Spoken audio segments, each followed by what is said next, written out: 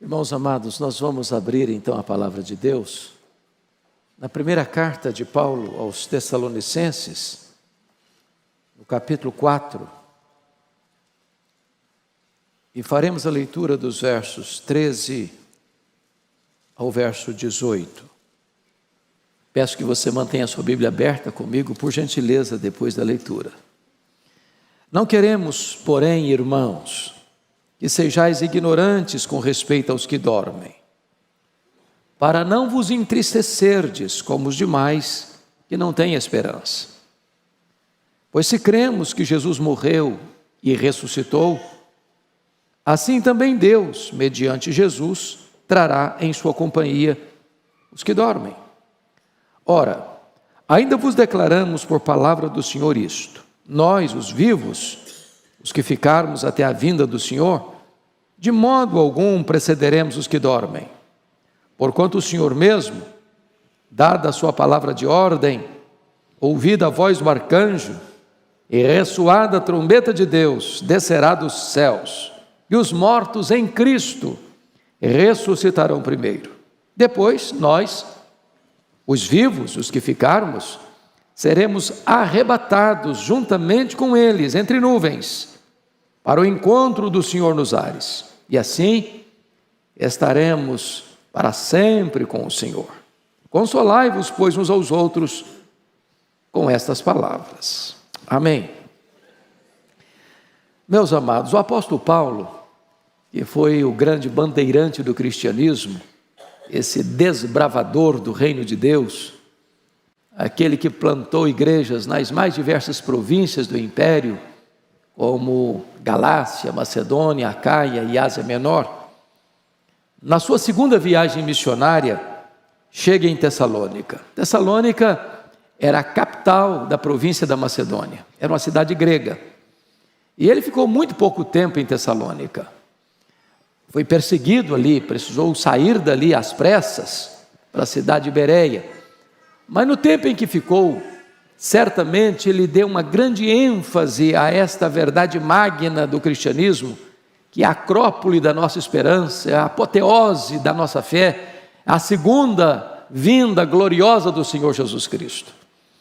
E esta carta, bem como a segunda carta, tem como tema principal exatamente a esperança cristã, a verdade de que Jesus voltará gloriosamente para buscar a sua igreja.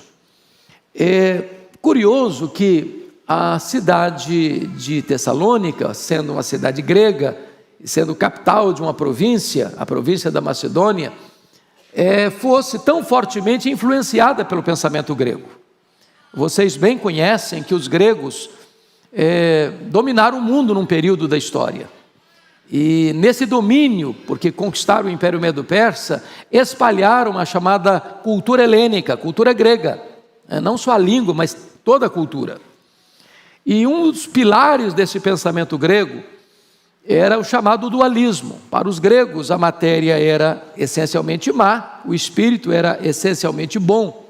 Desta maneira, os gregos não podiam aceitar, por exemplo, a doutrina da criação, porque se a matéria é má, então eles não podiam entender que um Deus bom pudesse criar uma matéria má.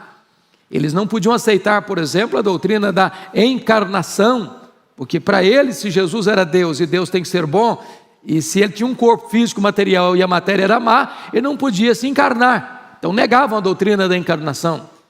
Também negavam a doutrina da ressurreição, porque para eles a ressurreição não era o que é para nós, um tempo de glória, mas era um declínio, era um anticlímax, porque para eles a morte libertava a alma do claustro, da prisão do corpo, e o corpo é matéria e a matéria é má. Então, quando um crente morria, algumas pessoas começavam a questionar: tem esperança? Se vocês lerem em 1 Coríntios capítulo 15, que é o mesmo contexto de uma cidade grega, muitos daqueles crentes, ou alguns daqueles crentes da igreja, não acreditavam na ressurreição dos mortos. Então, um funeral de um crente era um desespero, porque não havia esperança. Eles não acreditavam na ressurreição. E se não se acredita na ressurreição, então a morte é o fim. Então o túmulo é o último endereço. Então a morte tem a palavra final. Então o cristianismo estaria desprovido de esperança. E notem vocês que Paulo está escrevendo para essa igreja, iniciando a sua fala aqui nessa linha. Versículo 13: não queremos, porém, irmãos, que sejais ignorantes com respeito aos que dormem, ou seja, aos que morrem. Nós não podemos ser o quê?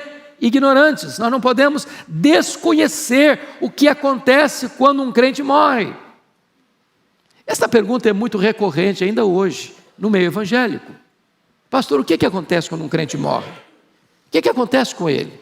A Bíblia é clara em nos informar. Esse corpo que foi feito do pó, é pó, volta ao pó, como era. Porém, o nosso corpo não é exatamente a nossa total identidade. Nós não somos um corpo que tem uma alma, nós somos uma alma que tem um corpo. O nosso corpo não sobrevive sem a alma, mas a nossa alma sobrevive sem o corpo. Então, quando um crente morre, diz a Bíblia que o seu espírito é imediatamente aperfeiçoado e entra na glória. A Bíblia diz que quando um crente morre, morrer é deixar o corpo e habitar com o Senhor. Ainda a Bíblia diz que quando um crente morre, isso significa partir para estar com Cristo, o que é incomparavelmente melhor. Ainda diz a Bíblia que morrer é um estado de bem-aventurança. Bem-aventurado aqueles que desde agora morrem no Senhor, para que descansem de suas fadigas e as suas obras os acompanham. Agora, esse é um assunto ainda que muita gente pergunta: pastor, como é que vai ser? Vamos nos conhecer no céu? Vamos saber quem é quem? Vou saber lá no céu que meu pai foi meu pai, que minha mãe foi minha mãe, que minha esposa foi minha esposa, que meu filho, minha filha foram meus filhos? Nós vamos ter essa dimensão lá no céu? E a resposta óbvia é: claro que nós vamos nos conhecer. Porque é inimaginável você pensar que lá no estado de glorificação, onde nós não vamos conhecer mais em parte como conhecemos aqui, mas conheceremos como também somos conhecidos, de você viver com alguém toda a eternidade sem saber quem é essa pessoa. Porém, lá no céu nós não vamos ser famílias como somos aqui. Lá no céu você não vai ser marido, lá no céu você não vai ser esposa, lá no céu nós vamos ser uma só família. Você não vai amar seu pai mais do que vai amar Abraão, Isaac e Jacó. Você não vai amar seu filho, sua filha, mais do que você vai amar José, Elias e Malaquias. Lá no céu nós vamos ser um só povo, uma só família, um só rebanho, uma só igreja. Agora, muita gente pensa que morreu. Alguns pregam isso: morreu, acabou. Os existencialistas pensam isso. Outros dizem: não, morreu, a alma vai para um lugar de tormento. Alguns batizam esse nome de purgatório. Fica lá sofrendo, não sei quanto tempo, até purgar os seus pecados e poder entrar no céu. Outros pensam: não, morreu, desencarna, reencarna, desencarna, reencarna, desencarna, reencarna, e um processo que se prolonga infinitamente. O que a Bíblia diz? O que a Bíblia diz? Então vejam vocês o que está escrito. Ele diz: não queremos que sejais ignorantes com respeito aos que dormem, para não vos entristeceres como os demais que não têm esperança. Ou seja, um funeral de um crente precisa ser diferente de um funeral de um não crente. Nós sofremos, nós choramos, nós sentimos saudade, mas nós temos uma coisa chamada de quê? Esperança. Esperança de quê? Ali é apenas um até logo, não é um adeus. Nós estaremos juntos novamente. Versículo 14: pois se cremos que Jesus morreu e ressuscitou, assim também Deus, mediante Jesus, trará em sua companhia os que dormem. Ou seja, se Cristo ressuscitou, Ele ressuscitou com primícias dos que dormem, então Ele abre o caminho para a ressurreição de todos os demais. Então há ressurreição, há uma nova vida, há uma nova vida. Agora notem vocês que quando Jesus voltar, está escrito aqui: Ele trará em sua companhia os que dormem. que está acontecendo aqui? Aqueles que estão lá no céu estão ainda não no estado pleno de glorificação, porque apenas a alma ou o espírito está lá. O corpo está na sepultura. Por exemplo, quando Jesus morreu na cruz, ele diz: Pai, nas tuas mãos eu entrego o meu espírito. Mas antes disso ele disse para o ladrão da cruz: hoje mesmo estarás comigo no paraíso. E diz a Bíblia que o corpo dele foi sepultado. Então o paraíso não é a sepultura, o paraíso é o céu. O espírito voltou para Deus. Agora, quando Jesus voltar, desde Abel, a primeira pessoa a morrer na história, até o último crente que morreu, todas essas pessoas que estão lá com ele no céu, em glória, voltarão com ele na sua segunda vinda. O que vai acontecer de fato? O corpo que está na sepultura, diz o texto, ressuscita primeiro. Primeiro não em relação aos outros mortos não crentes, porque a ressurreição vai acontecer num único dia, todos ouvirão a sua voz e sairão dos túmulos, uns para a ressurreição da vida, outros para a ressurreição do juízo, num único dia. Porém, primeiro aqui, não é em relação, portanto, aos outros mortos, é em relação aos que estiverem vivos. O que está querendo Paulo dizer? Quando um crente morre, ele não está em desvantagem em nada com aqueles que permanecem vivos. Primeiro, porque já começa a desfrutar do céu. Seu espírito vai imediatamente para Deus, sua alma ou seu espírito é consciente, não está lá dormindo, não está lá num estado de dormência inconsciente, mas está lá desfrutando da glória. Porém, não no sentido pleno ainda, por quê? Porque sua alma está lá, o corpo ainda não. Quando Jesus voltar, trazendo aqueles que estão lá no céu com ele, em glória, diz o texto, que primeiro os mortos ressuscitam. Só depois, em seguida, os que estiverem vivos, e Paulo pensava que a segunda vinda se daria nos dias dele, e nós devemos pensar que a segunda vinda se dará nos nossos dias. Então nós, os vivos, os que ficarmos, só depois que os mortos ressuscitarem, então só depois os vivos serão transformados e arrebatados para encontrar o Senhor Jesus nos ares. Então, não há desvantagem para aquele que morre no Senhor. Ele é bem-aventurado mesmo, que começa a desfrutar o céu antes e ressuscita primeiro, antes dos vivos serem transformados. Bom, então vamos olhar esse texto com esse background que eu estou tentando trazer para vocês e destacar aqui algumas verdades. Primeira verdade: nós não precisamos ficar cogitando ou especulando sobre o futuro. Olha o versículo 15 comigo, porque isso é uma revelação de Deus. Ora, ainda vos declaramos por palavra do Senhor isto. Então não é especulação, não é cogitação, não é teoria, é revelação de Deus. E o que é revelação de Deus? Está escrito aí: isto é, nós os vivos, os que ficarmos até a vinda do Senhor, de modo algum precederemos os que dormem. Então você e eu temos uma revelação de Deus em relação ao futuro. Nós não especulamos, nós não cogitamos, nós temos resposta de Deus, revelação de Deus acerca desta matéria, acerca deste assunto, para fazer o quê? Trazer esperança para o nosso coração. Segunda coisa, é a parousia, a segunda vinda. Leia comigo o verso 16, por gentileza. Vamos juntos.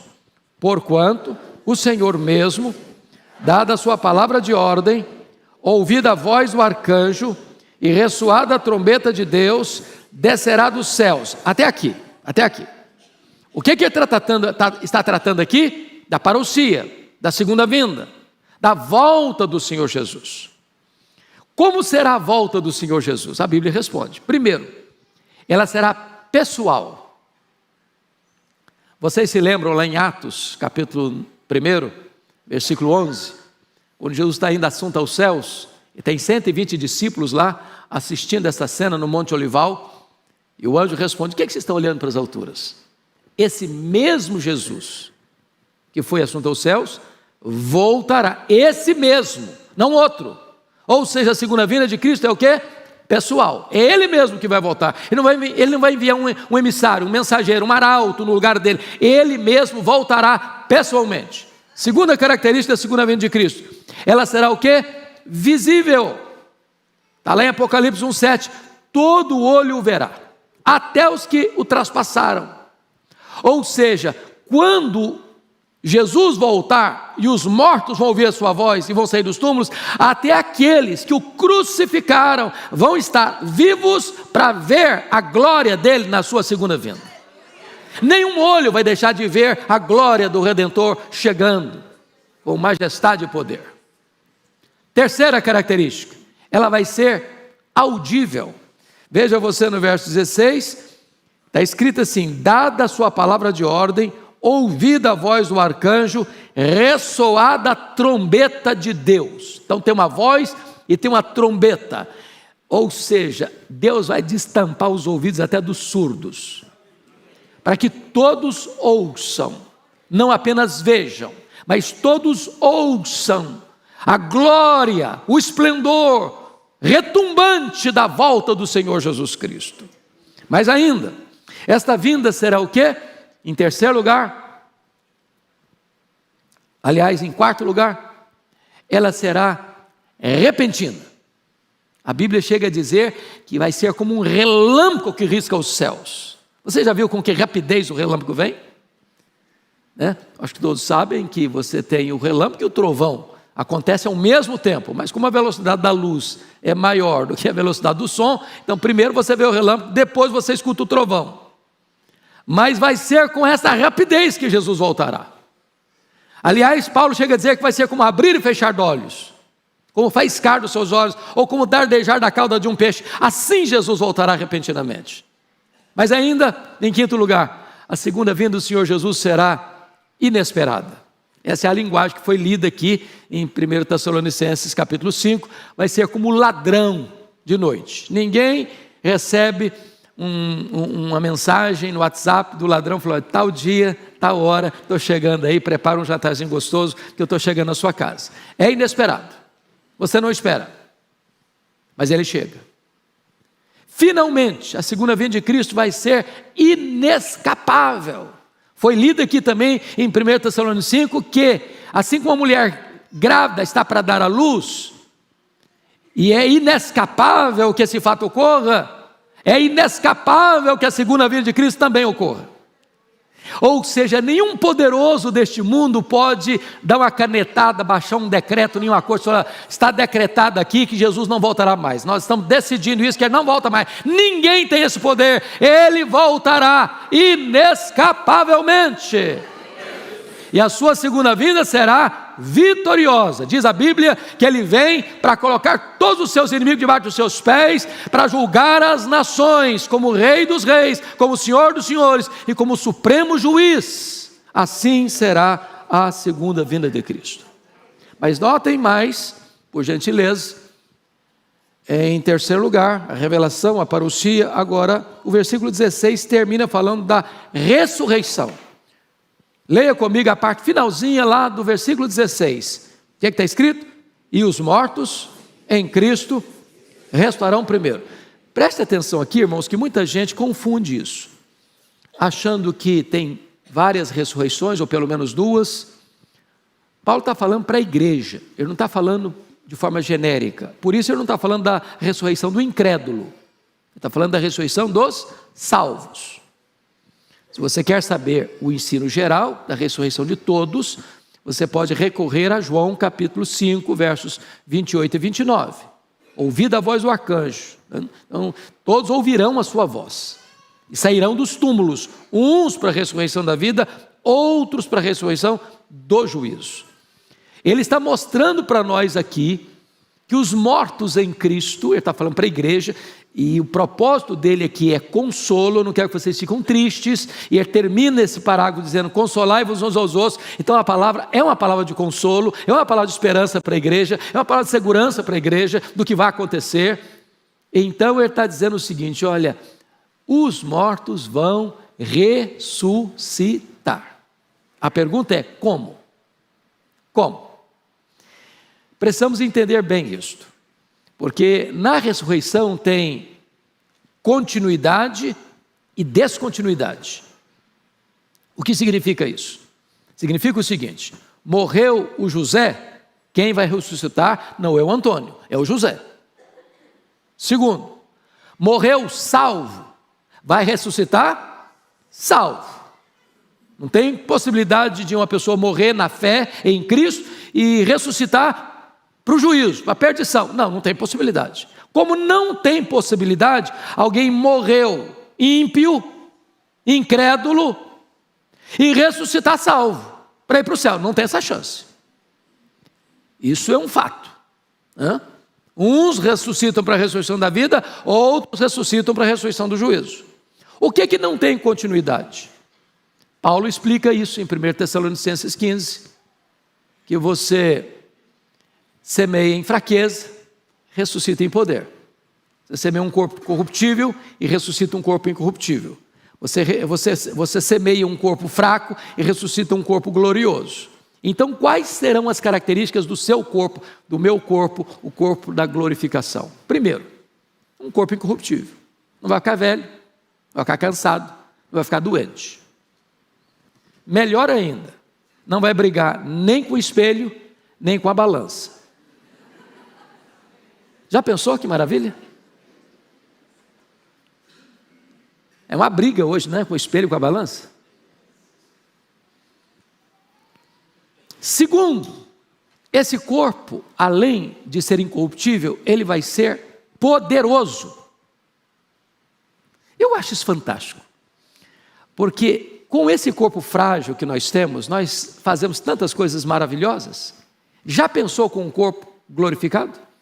Poderoso? Jesus, por exemplo, entrava numa casa sem abrir a porta, com o corpo glorificado.